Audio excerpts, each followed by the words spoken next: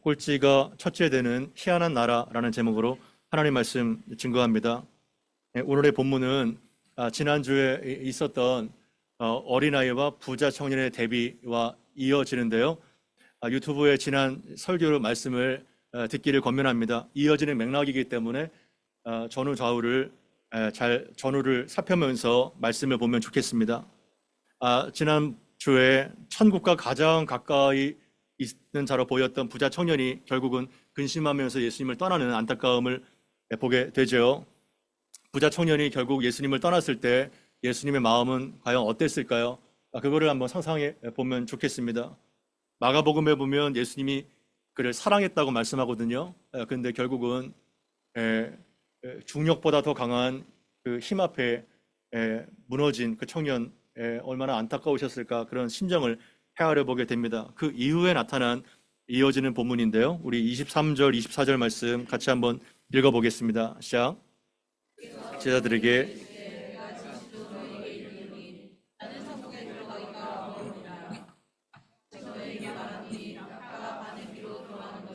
부자가 하나님의 나라에 들어가는 것보다 쉬우니라 하시니. 아멘. 그 이후에 예수께서 이렇게 이제 제자들에게 대상을 바꿔서 제자들에게 이렇게 말씀하시는데요. 진실로 너에게 이르노니 부자가 천국에 들어가는 것이 매우 어렵다, 이렇게 말씀하시면서 하나의 비유를 들으세요. 그것은 낙타가 바늘귀로 들어가는 것이 부자가 하나님 나라에 들어가는 것보다 더 쉽다고 이렇게 말씀하십니다. 예자의 유명한 말씀이죠. 안 믿는 사람도 낙타가 바늘귀로 들어가는 것, 다 이러한 비유를 알고 있을 겁니다. 제자들에게 이 재물과 탐욕이 얼마나 큰 천국의 장애물이 되는지 경고하시는데요. 우리는 이 말씀에 많은 의문과 또한 혼란이 있을 수 있어요. 도대체 부자가 천국에 들어가지 못한다는 거 어떻게 받아들이세요? 부자는 정말 큰일 나는 건가요? 한번 생각해 봅시다. 어느 정도까지가 부자일까요? 어느 정도라고 생각하시나요? 50억 정도 있으면 부자일까요? 100억은 넘어야 될까요? 앙케이트 조사를 해보니까 뭐 10억부터 50억, 100억 뭐 이상 이렇게 있더라고요. 연도가 바뀔수록 점점 이렇게 포션이 조금 높아져야 부자라고 여겨지는 것 같습니다. 여러분들은 어느 정도까지 있어야 부자라고 생각되시나요? 그리고 얼마나 갖고 계세요? 그리고 또 중요한 것은 단지 재물만 많다고 부자일까요?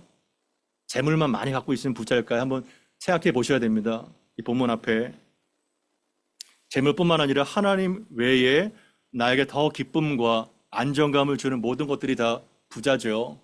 지식의 부자가 있잖아요. 그리고 실력의 부자가 있잖아요. 여러 가지 부자의 스펙이라든가 인간관계라든가 그런 것들이 다 부와 연결되죠. 그래서 우리는 일상생활 속에서 가장 많이 묵상하고 가장 깊이 생각하는 것이 뭘까? 하나님의 나라와 하나님인가, 아니면 재물과 돈인가, 한번 생각해 보는 시간을 가져야 될 것입니다. 주중에 살면서 뭘 가장 많이 생각을 하세요? 여러분의 생각 속에 뭐가 가장 많이 떠오르나요? 지금 이 순간에도 어떻게 하면 돈을 잘 굴릴까, 이렇게 생각하는 사람이 있을 거예요. 평소에 그 살벌한 경쟁 사회에서 하나님을 깊이 묵상하고 그분의 나라를 떠올린다는 거 정말 사실 어려운 주제입니다. 그래서 부의 위험성 10번 강조해도 지나치지가 않죠. 부는 일단 하나님으로부터 독립하게 만들어요. 하나님이 없이도 얼마든지 편하고 행복하게 살 수 있다는 착각을 불러일으킵니다. 더 치명적인 것은 하늘보다 이 땅에 집착하도록 만들어요, 부가. 여러분, 인간의 욕망 중에서 가장 질기고 가장 거대하고 끝이 없는 욕망이 어떠한 욕망이라고 생각하시나요? 인간의 욕망 중에서 식욕이 있을 수 있고요, 성욕이 있을 수도 있고요, 여러 가지 욕망이 있잖아요. 매슬로우는 이 욕망의 5단계를 설명해 줬잖아요. 가장 저급한 욕망인 이러한 생존의 욕망부터 시작해서 인정의 욕망, 그죠? 자아 실현의 욕망까지 욕망을 이렇게 채워 나가는 것이 인생의 구도라고는 봤어요. 과연 인간이 이렇게 단순한 구조일까요? 여기에 많은 흠이 있습니다. 설명되지 않는 많은 것들이 있죠. 그렇다면 인간의 욕망 중에서 여러분들은 가장 사악하고 끈질긴 이러한 욕망은 어떠한 욕망이라고 생각하시나요? 제가 보기에는 그것은 무욕입니다. 무욕. 성욕보다 어떠한 욕망보다 가장 끈질긴 욕망이 무력인 거예요. 특히 천민 자본주의, 배금주의 시대를 살고 있는 우리들은요, 이 돈이 가져다 드는 권력, 돈만 있으면 모든 것들을 다 끌어모을 수 있잖아요. 각종 지위라든가 안전이라든가 정말 돈이 예수님 당시에도 돈이 하나님과 대등한 입장인데 오늘날 우리 시대는 뭐 말할 것도 없겠죠. 그래서 세상은 탐심을 이루는 것, 성취하는 것이 성공이라고 생각해요. 그러나 성경은 뭐예요? 탐심을 정복하고 다스리는 것, 그것이 바로 성공인 것입니다. 얼마나 이게 상극입니까? 그러한 상황에서 예수님이 그냥 부자가 천국에 들어가지 못할 것이다 이렇게만 말씀하시지 않고 비유를 드시는데 이것은 마치 낙타가 바늘구멍으로 들어가는 것이 부자가 하나님 나라 들어가는 것보다 더 쉽다는 거예요. 얼마나 탁월한 유머 감각이 있으세요, 예수님께서. 막 배꼽을 잡고 웃을 수도 있어요. 이 뼈가 있는 교훈을 들었을 때. 당시 팔레스타인에서 가장 몸집이 큰 동물이 뭘까요? 낙타예요. 그리고 가장 일상생활에서 볼 수 있는 작은 구멍이 뭘까요? 바늘구멍입니다. 그래서 가장 큰 것과 가장 작은 것을 지금 대비해서 말씀하시는 거예요. 그렇다면 정말 이 말씀대로 부자는 어떠한 경우에도 천국은 들어갈 수가 없는 걸까요? 여러분들은 이 말씀을 어떻게 받아요? 정말 부자는 천국에 못 들어가는 건가요? 많은 성경학자들이 이 가혹한 교훈을 좀 완화시키기 위해서 많은 물을 탔는데요. 여러 가지 해석이 난무합니다. 예를 들어 어떠한 저면한 학자는 이 바늘귀가 사실은 예루살렘 성문에 있는 쪽문일 것이다. 쪽문. 그것이 바로 바늘귀다. 그리고 어떠한 학자는요. 이 낙타가 헬라어로 카멜로스예요. 카멜로스. 그런데 밧줄 있잖아요. 로프가 카밀로스예요. 카밀로스. 이거는 카밀로스라고 잘못 써 있을 거야. 이거는 로프야. 여러분, 로프도 바늘구멍으로 돌아갈 수 있어요? 없어요. 로프도요. 로프가 얼마나 굵은지 몰라요. 그러니까 인간의 어떠한 갖가지 실수를 써가지고 이 말씀을 약화시키는 모든 이러한 생각이 사실 진리를 비틀어 버리는 거예요. 여러분, 진리를 비틀지 마세요. 그 말씀이 나에게 안 맞아도, 나의 기존의 가치관과 안 맞아도 진리를 비틀어 버리면 안 돼요. 이 말씀을 그냥 액면 그대로 받아야 되는 것입니다. 그래서 성경의 가감이 얼마나 그 물타기의 것인지를 우리가 알게 되죠. 여기에서 애들도 다 알아요. 유치부 애들도 다 아는 말씀을 하고 있어요. 낙타가 바늘길을 통과할 수 있을까요? 없을까요? 사실 없습니다. 어떻게 통과를 해요? 그러니까 부자가 천국 가는 것이 사실상 불가능하다는 것을 말씀하시는 거예요. 예수님은 불가능하다는 겁니다. 아예 불가능하다는 거예요. 아예. 그러니까 우리가 새해에 부자 되세요. 꽁시 파짜이 하지만 그거는 어떠한 뜻이에요? 부자 되다는 덕담일까요? 거꾸로 뒤집어 보면요. 오늘 본문의 말씀처럼 당신은 천국 가지 마. 이러한 욕이에요. 부자가 될수록 천국 못 가전되잖아요. 당시 유대사의 보편적 가치관은요. 어떠한 가치관이냐면 재물과 부는 하나님의 축복으로 여겨졌어요. 그리고 가난과 빈곤은 하나님의 저주와 심판으로 이해가 됐어요. 오늘날 얼마나 똑같아요? 여러분들은 이러한 사상이 없나요? 부와 재물은 하나님의 축복. 야, 하나님이 복을 주신 거야. 하나님이 재물 얻은 능을 주신 거야. 그리고 갑자기 망하고 실업자가 되고 그리고 완전히 질병 가운데 있는 가난과 이러한 빈곤은 하나님의 심판과 저주로 여기는 이러한 기본적인 사상이 우리 가운데는 없나요? 욥의 친구 봐요. 욥이 하나님 앞에 엄청나게 경건하게 살려고 했지만 당장 고난을 당하자 그 끝도 없는, 왜 이렇게 욥기가 긴지 모르겠어요. 그 끝도 없는 내용이 다 사실은 어떠한 내용이에요? 인과 응보에 대한 저주예요. 네가 하나님 앞에 숨은 죄를 졌잖아. 네가 하나님 앞에 심판을 받은 거야. 이거에 옥신각신을 하다가 그렇게 장이 길게 된 거예요. 그러니까 유대인들의 개념 속에 가난은 불편함 이전에 수치와 부끄러움과 하나님의 심판으로 이해가 됐어요. 여러분들은 안 그러세요? 오늘날의 가치관과 얼마나 흡사합니까? 뭐가죠? 그러니까 예수님 당시에 정말 이런 악한 구조 속에서 부자가 된다는 것은 부당한 방법을 쓰지 않으면 그러한 부를 얻을 수가 없다는 거예요. 그러니까 하나님의 축복의 결과가 아니라 결국 치부하는 것은 뭐냐면 죄의 결과라는 것을 알 수 있겠죠. 고위공직자 보세요. 요새 막 매스컴에 떠돌아다니는 고위공직자 있지 않습니까? 어떻게 단 몇 년 만에 그렇게 수십억의 재산을 모을 수가 있어요? 그 사람 강의를 들어야 될 것 같아요. 어떻게 이렇게 많은 부를 얻을 수 있을지. 재테크의 다른 일이 아닌가요? 그러나 세상은 복음을 모르니 그렇다 치고 교회 안에서, 성도 안에서 얼마나 왜곡된 그러한 복음의 가치관이 난무합니까? 이 부자 청년처럼 영생도 얻고 재물도 얻고 또 관원이잖아요. 지위도 얻고 다 얻으려고 하는 거예요.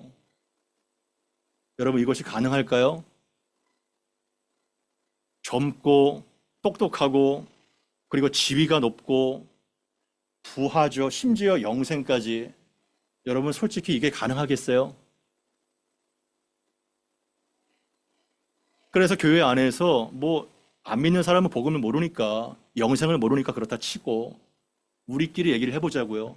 얼마나 교회 안에 각종 성공신학, 그리고 청부론, 그리고 고지론, 이러한 갖가지의 논리를 따라서 지난 수십 년 동안 한국 교회가 엄청난 수의 물량과 그리고 기독교 신자를 자랑했지만 그 후유증을 지금 다 보고 있잖아요. 우리가 돌아보자고요.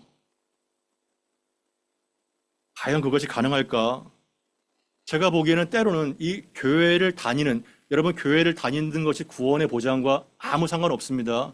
교회 출석이 영생의 보장과 아무 관계가 없어요. 교회 다니는 소위 사람이 더 탐욕적이에요. 때로는. 왜냐하면 세상의 온갖 거를 다 누리지만 영생도 얻고자 하는 거예요. 그것이 과연 정상일까요? 여러분들은 정상이에요? 정상적으로 신앙생활 하고 있나요? 우리는 정말 예수를 왜 믿을까요? 이 낯선 땅에서. 한번 그걸 진지하게 한번 고민해 보자고요. 우리는 안 믿는 사람처럼 정말 자녀들이 잘 이 땅에서 교육받아가지고 특례를 받아가지고 글로벌 인재가 되어서 좋은 학교에 진학하고 나도 떵떵거리며 재물 있게 살고 저기 동남아시아에 또 집 한 채 사놓고 또 뭐 적절하게 포트폴리오로 재산을 배분해서 떵떵거리면서 이렇게 여유롭게 사는 거, 그것이 정말 생의 목적이라면 우리는 여기 왜 있어요? 예수를 왜 믿죠?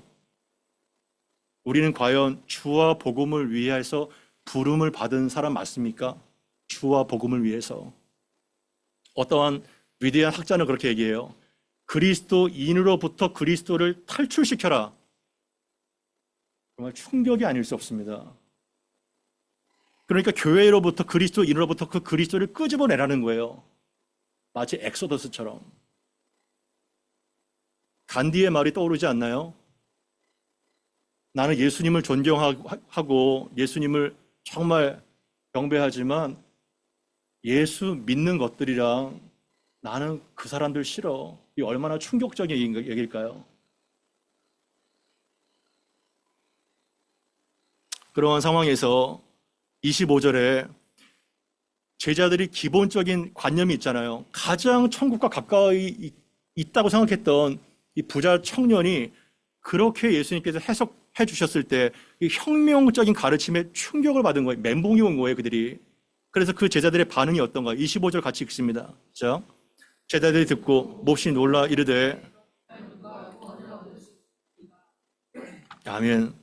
당연히 이러한 놀람이 있지 않을까요? 놀람과 반감이에요. 아니, 예수님, 저 부자 청년이 그렇게 구원을 못 받는다면 아니 도대체 누가 구원을 받겠습니까? 한 명도 구원을 받을 사람이 과연 있을까요? 이렇게 놀랍게 반응을 하는 거예요. 보편적 가치관을 완전히 뒤집어 놓는 업사이드 다운의 나라가 바로 천국이라는 거예요. 그거를 믿을 수가 없는 거예요. 사실 그게 원형인데, 그게 원래 가르침인데, 여기서 우리는 뭘 알 수 있을까요? 과연 교회와 성도가 세상의 보편적 질서에 이렇게 충격을 줄 수가 있을까? 우리의 가르침과 우리의 삶을 통해서 세상에 충격과 어떤 임팩트를 줄 수 있을까? 그들에게 충격을 줄 수 있는 그런 것들이 여러분 삶 가운데 있나요? 비즈니스 가운데 있나요? 와, 저 사람 정말 내가 잘 모르겠는데 저 사람 보면은 내가 예수를 믿는 게 알겠다. 이러한 어떤 충격이 있나요? 충격은커녕 작은 기스라도 낼 수 있나요? 수천 명, 수만 명이 다니는 교회가 많습니다. 그런데 교회는 왜 이렇게 무능하죠? 왜 이렇게 힘이 없고 매가리가 없죠? 왜 그럴까요? 답을 내셨나요? 그 이유는 세상과 너무 똑같기 때문에 그래요. 완전히 그 출애굽한 약속의 백성들이 이스라엘이 가나안을 밟는 거는 고사하고 더 능가했기 때문에 그래요. 세상보다 더 탐욕적입니다. 더 이기적이에요. 더 완악합니다. 그래서 요새 젊은 세대들요, 3040 다 빠져나갑니다. 3040 다 빠져나가요. 왜냐하면 3040이 어떤 세대예요? 가장 논리적이고 가장 생각이 팔팔할 때예요. 그래서 교회에서 불의를 보고 심각한 권위주의, 교회에서 싸우고 난리를 필 때 그들은 다 떠나버립니다. 그래서 가나안이 100만이 넘는 거예요. 마치 교회에서 엑소더스를 해서 가나안 땅으로 잠적해버리는 것처럼 이상한 출애굽이 일어나고 있다고요. 심각한 문제입니다. 지금 주일학교가 붕괴되고 있죠? 그죠? 한국교회 주일학교 있는 교회가 절반도 안 될 거예요. 옛날 생각하면 안 됩니다. 왜 주일학교가 그렇게 붕괴가 되고 있죠? 3040 그 자녀들이 어떤 연령층이에요? 주일학교 연령층이에요. 유치부, 초등부. 부모가 안 나가니 다 그냥 안 나가게 되는 거예요.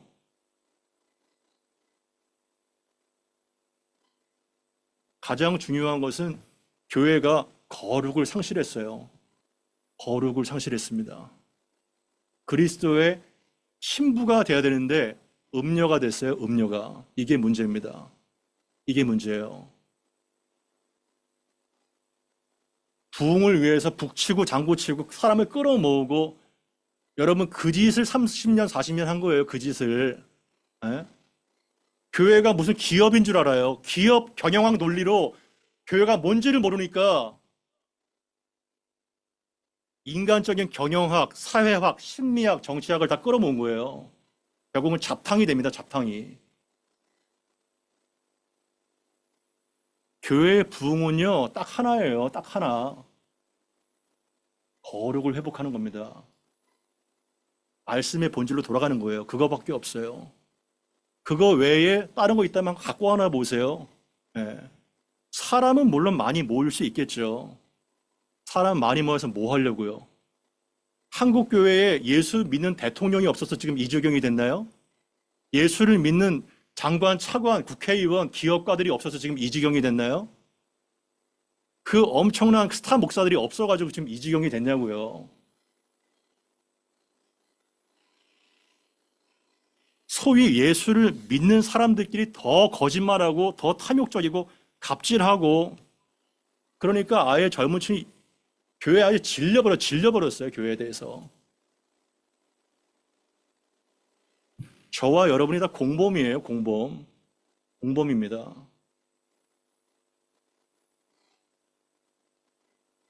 그래서 사람으로서는 할 수 없다는 거예요. 사람은 절대로 할 수 없어요. 구원을. 절대로 이룰 수가 없어요. 어떻게 낙타가 바늘구멍으로 들어가요? 100% 불가능하다는 겁니다. 그러나 우리에게 희망이 되는 게 뭐예요? 하나님으로서는 다 하실 수 있느니라. 아멘. 이 말은 우리에게 뭘 줘요? 우리의 자력으로, 우리의 선행으로, 우리의 어떠함으로 구원을 얻을 사람이 한 사람도 없다는 거예요. 한 사람도. 디모데 후서 1장 9절을 봅시다. 디모데 후서 1장 9절. 같이 읽습니다. 시작.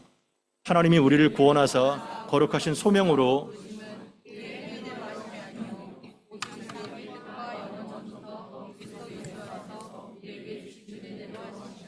아멘. 하나님이 우리를 구원하셨어요. 왜 구원하셨을까요? 잘 먹고 잘 살라고 구원하셨나요? 그것이 아니라 거룩한 소명으로 부르셨다는 거예요. 거룩한 삶을 이 땅 가운데 살라고 우리를 부르셨다는 거예요. 거룩한 소명으로. 거룩한 소명으로 살고 있나요? 상의 땅에 왜 오셨어요? 물론 이유가 다 다르겠죠. 그러나 우리가 이 땅 가운데 부르심이 있기 때문에 우리가 여기 있는 거 아니겠어요? 그렇다면 두 가지가 나오는데 오직 우리의 행위대로 구원하는 것이 아니라 뭐예요? 오직 자기의 뜻, 하나님의 주권이에요. 그리고 영원전부터 그리스도 예수 안에서 우리에게 주신 은혜, 오직 하나님의 주권과 은혜로 인해서 우리가 거룩한 부르심과 구원을 받은 거예요. 할렐루야. 그것이 중요한 겁니다. 우리의 어떠함이 아니에요. 우리는 정말 가장 사악한 자입니다. 가장 완악한 자예요. 우리는 절대로 구원을 받을 수가 없어요. 오직 자기의 뜻과 하나님의 전적인 은혜라는 것을 잊지 말아요. 요즘 저는 도대체 예수를 믿는 것이 뭔가 굉장히 마음이 짓눌립니다. 너무나도 마음이 고민이 되고 아파요. 도대체 신앙생활이 뭔지 깊은 탄식과 회의가 있습니다. 도대체 우리가 무엇 때문에 예수를 믿는지 이러한 깊은 탄식이 여러분들도 있을 거예요. 기도하셔야 됩니다. 그러한 상황에서 이제 베드로가 이 사람은 뭐 이게 왔다 갔다 하는 사람 같아요. 베드로가 또 신이 나가지고 또 27절 예수님께 묻고 있어요. 같이 한번 읽어봅시다. 시작. 이에 베드로가 대답하되 보소서.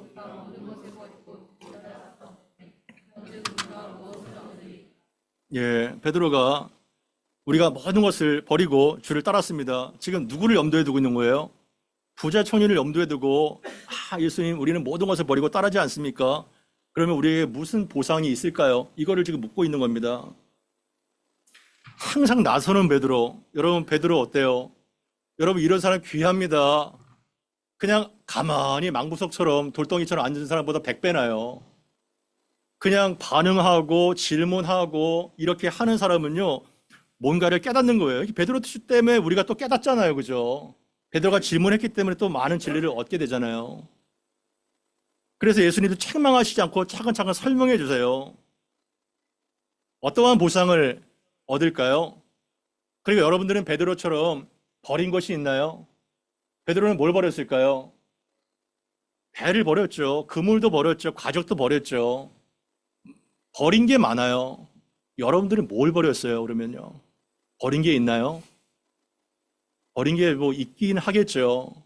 그런데 우리는 상당수가 버리는 것보다 하나님께 무엇을 얻으려고 나올 때가 얼마나 많아요.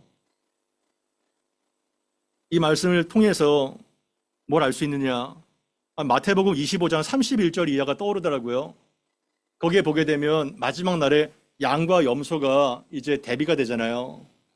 그래서 양은 오른편에 염소는 왼편에 서면서 예수님께서 그 임금으로 나와요. 중요한 질문을 하세요.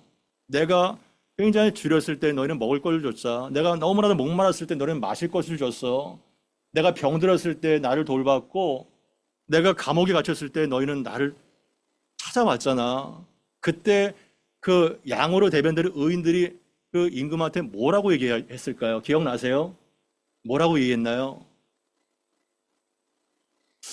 아니 임금님 우리가 언제 그랬죠? 우리가 언제 그랬죠? 우리가 언제 먹을 것을 줬고 마실 것을 줬고 그렇게 돌봤나요? 뭔가요? 기억이 안 나는 거예요. 자기가 한 행동에 대해서 선행에 대해서 아예 까먹은 거예요. 기억이 안 납니다. 그런데 곧바로 염소들에게 그 악인들에게 저주를 받을 자여 너희는 영원한 불에 들어가라 하면서 너희가 내가 줄일 때 먹을 것을 주지 아니하였고 내가 목마를 때 마실 것을 주지 아니하였고 내가 헐벗고 굶주렸을 때 너희는 나를 돌보지 않았다. 이렇게 말을 했을 때 그들은 어떻게 반응했을까요? 기억나세요? 주님 우리가 언제 그렇게 안 했나요? 우리는 먹을 것을 줬고, 우리는 마실 것을 줬고, 우리는 다 이렇게 섬기며 살아보지 않았습니까? 뭐가 차이가 나는 거예요, 지금요? 양과 염소에 어떤 차이가 있죠? 지금 양들은 우리가 언제 그랬을까? 이거를 아예 잊어버린 거예요. 뭐와 다 같아요? 어린아이와 같은 거예요. 이 맥락 속에서. 그런데 이 염소들은요, 자기가 한 모든 선행과 공적을 바위로 철필로 새겨가지고 절대 사라지지 않도록. 사실은 이들이 했어요, 안 했어요? 이들은 한 사람들이에요. 하지만 그 공적을 절대로 까먹지 않도록 철필로 바위에 새긴 것 뿐이죠. 부자 청년이 생각나지 않나요? 내가 다 지켰습니다. 다 지켰습니다. 간음도 안 했고, 도둑질도 안 했고, 이웃을 내 몸같이 사랑했고. 이 차이를 아시나요? 이 차이를 아세요? 그 차이인 거예요. 그래서 우리는 정말 하나님 앞에서 구원과 보상도 전적인 은혜라는 것을 기억해야 됩니다. 여러분들이 한 공적과 선행을요, 다 그냥 흘려버리세요. 그거를 만약 기억했다가 보상을 받으려고 하는 것은 다 염소애들이에요. 정말 내가 하나님 앞에서 은혜를 산 사람은요, 그 생각도 안 납니다. 생각도. 그게 바로 하나님께서 기뻐하시는 의인들인 거예요. 그래서 28절부터 30절까지 같이 한번 읽어보겠습니다. 그 이후에 어떠한 보상이 주어지는지. 28절부터 30절입니다. 시작. 예수께서 이르시되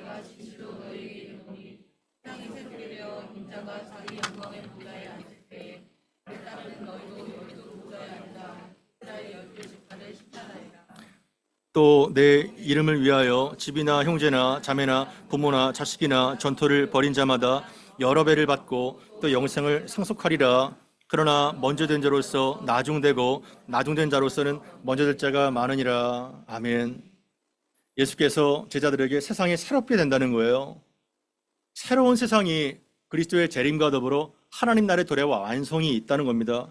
우주의 새로운 질서가 완성될 나라가 꼭 오게 되는데, 그때에 인자가 자기의 영광의 보좌에 앉을 때에 나를 따르는 너희도 12 보좌에 앉아서 이스라엘의 12지파를 심판하게 될 것이다, 이렇게 말씀하고 있습니다.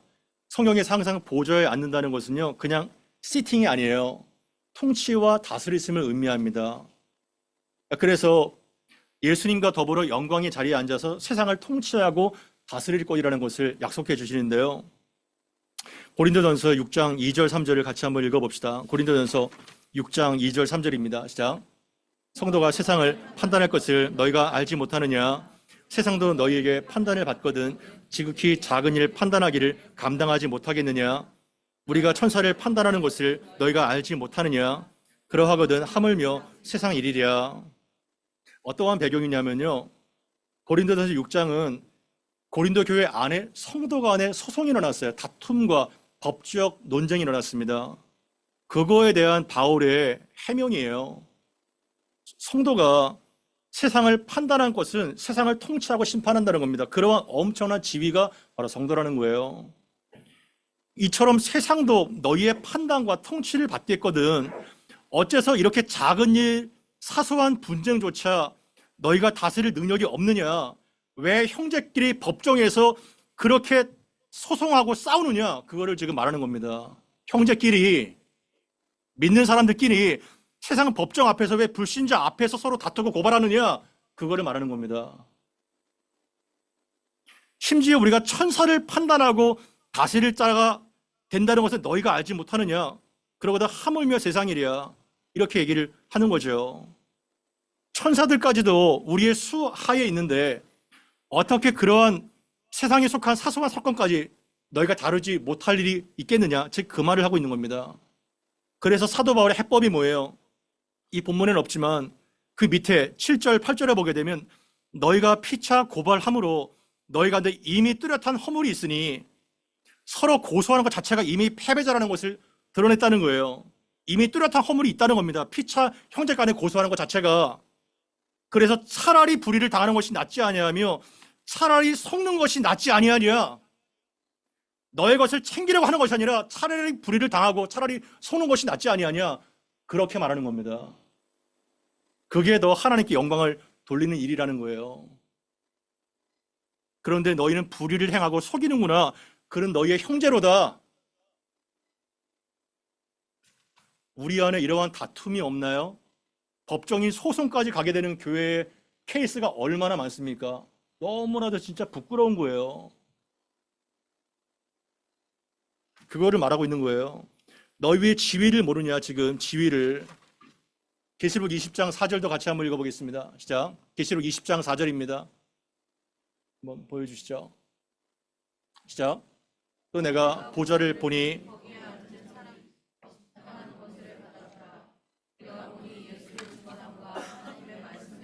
목배임을 당한 자들의 영혼들과 또 짐승과 그의 우상에게 경배하지 아니하고 그들의 이마와 손에 그의 표를 받지 아니하는 자들이 살아서 그리스도와 더불어 청년 동안 왕노릇하니. 아멘. 마지막 하나님 나라가 완성될 때 천년 왕국, 물론 여기는 천년 왕국에 대한 개념이 해석이 달라요. 하지만 그 영원한 나라가 세워질 때 내가 보니 그리스도의 증언함과 하나님의 말씀 때문에 목배인 당한들, 순교한 자들이잖아요. 그리고 우상에게 경배하지 않는, 우상에게 절하지 않은 자들이잖아요. 그리고 짐승의 표를 받지 않은 자들이 어떤 권세와 지위를 부여받아요. 그들이 다 살아나서 그리스도와 더불어 천년 동안 왕노릇한다는 겁니다. 아멘. 그것이 우리의 신분이에요. 우리의 지위입니다. 심판할 권세를 받았다는 거예요. 그리스도와 더불어 왕노릇한다는 겁니다. 이러한 것이 기대가 되세요. 그 나라가 사모가 되세요. 그게 바로 성도의 가치며 신분이라는 겁니다. 그래서 그러한 상황에서 세상이 새롭게 될 때, 우리는 하나님 나라가 완성되고 천국에 갈 때 우리는 다시 한번 까무러치게 될 거예요. 정말 볼 것 같았던 그 사람들은 와 있지 않아요, 천국에. 주의 이름을 팔아가지고 자기의 욕망을 채운 자들이죠. 사실상 이들의 신은 자기의 배였습니다. 반면에 전혀 예상하지 못한 사람들이 천국에서 보이는 거예요. 그것도 하나님과 가장 가까이에. 나사로와 부자가 그렇잖아요. 부자는 이름도 없어요. 그러나 거지 나사로의 뜻이 뭐냐면 하나님께서 도우신다는 거예요. 믿음으로 살았던 이러한 나사로가 아브라함의 품에 안기게 되는 것이죠. 천국은 정말 업사이드 다운 되는 나라예요. 그래서 29절에 내 이름을 위하여 집이나 형제나 자매나 부모나 자식이나 전토를 벌인 자마다 여러 배를 받고 영생을 상속하리라. 마가복음 10장 29절 이하를 보니까 내 이름이 아니라 주와 복음을 위해 벌인 자라고 나와 있어요. 주와 복음을 위해서.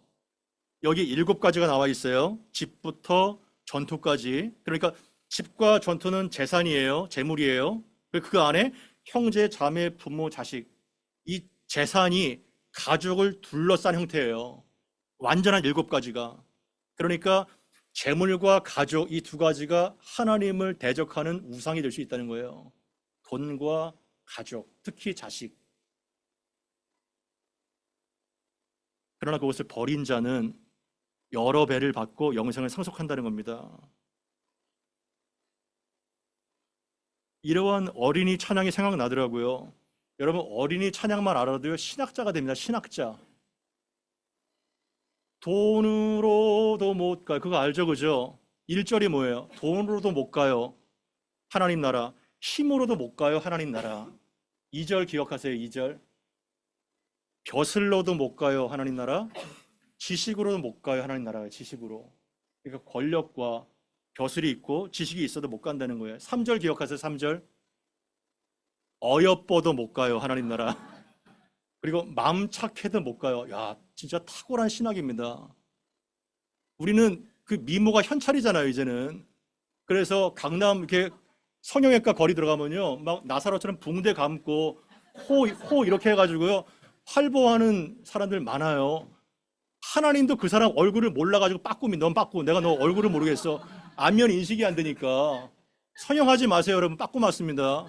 안면 인식이 안 돼요. 네. 그리고 마음 착해도 못 가요. 우리가 많은 오해가 있죠. 마음 착하면 갈 수 있을 거야. 여러분, 하루에 한 가지만 율법을 어겨도요, 뭐 엄청나게 막 몇만 가지를 어길 거예요. 그 사람이 천국 갈 수 있을까요? 마음 착해서 못 가요. 어떠한 선행이건 그거를 말하고 있는 거예요. 어린이 찬송만만 알아도요, 우리는 다 신학자입니다.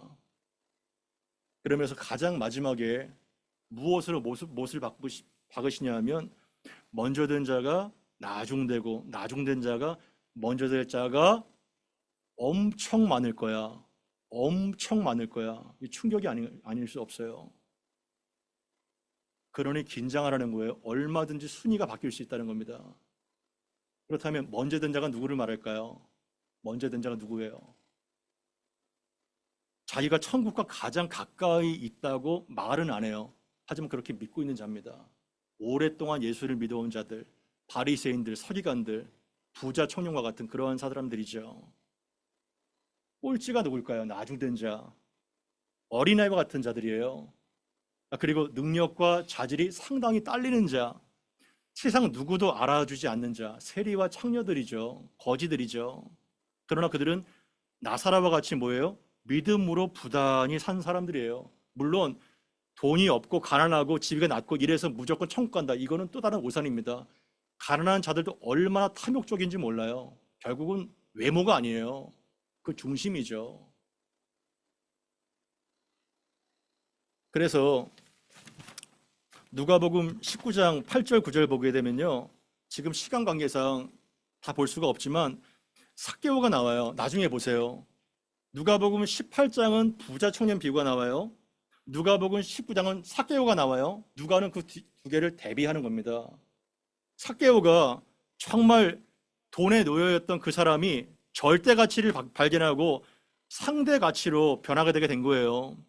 영원한 세계에 눈이 떠지니까 움켜진 소유를 버리게 된 겁니다. 여러분, 움켜진 소유요, 도끼로 잘라도 절대 이거 놓지 않아요. 영원한 눈이 떠져야 움켜진 게 펴지게 됩니다. 아멘. 영원한 세계에 눈을 떴어요. 삭개오는요. 결국은 바늘길을 통과한 부자가 된 거죠. 삭개오가. 더 이상 그는 연연하지 않아요. 상대바가 됐어요. 그러한 기쁨과 감격이 우리 가운데 있어야 되는 것입니다. 마지막으로 빌립보서 3장 12절부터 14절까지 적용 구절을 좀 보고 마무리하면 좋겠어요. 같이 한번 읽어봅니다. 시작. 내가 이미 얻었다함도 아니요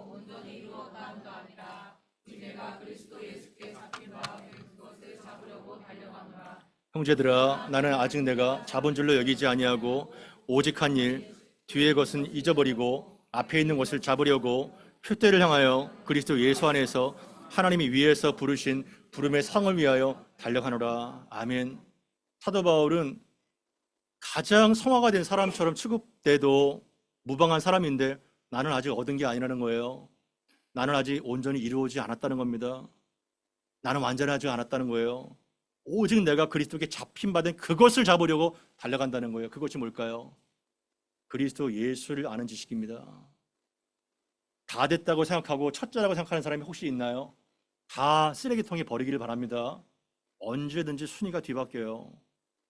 오직 한 일, 그 부름의 상을 위해서 표대를 향해 계속해서 달려가는 이러한 바울의 모습이 있을 때, 우리는 그 첫째 됨에 대한 감격과 감사를 잃지 않고 하나님 나라의 주인공으로 살게 될 거예요. 개인이 아니라 공동체 영성이 중요합니다. 그러니까 공동체가 함께 달려가야 되는 것입니다. 그럴 때 절대 가치였던 재물이 예수님을 만나니 상대 가치로 전환된 것처럼 이 삭개오의 그 비유가 우리가 되는 거예요. 지금 환율이 굉장히 많이 상승되잖아요. 달러 값이 지금 막 1,500원까지 치우려고 있고, 중국 위안화도 지금 엄청나잖아요. 그죠? 좋으시죠? 지금 달러가 위안화가 엄청나요. 예. 그러면 미국과 중국이 그렇다면 천국의 환율 폭은 어떻게 될까요? 천국은 어떻게 될까요? 천국은 어떻게 그 원화가 좀 얼마큼 바뀌어질까요? 이 땅의 화폐가요, 천국에는 의미가 없어요. 왜냐하면 여러분들이 그토록 사모하는 금이 도로 포장재. 예? 그냥 도로 포장재입니다. 다 황금이에요. 다 진주고. 중요한 것은 뭐냐면 내가 부한과 가난한가 그게 아니라 나의 정말 집요한 가치관이 땅의 가치관이 하늘의 가치관으로 바뀌었는가.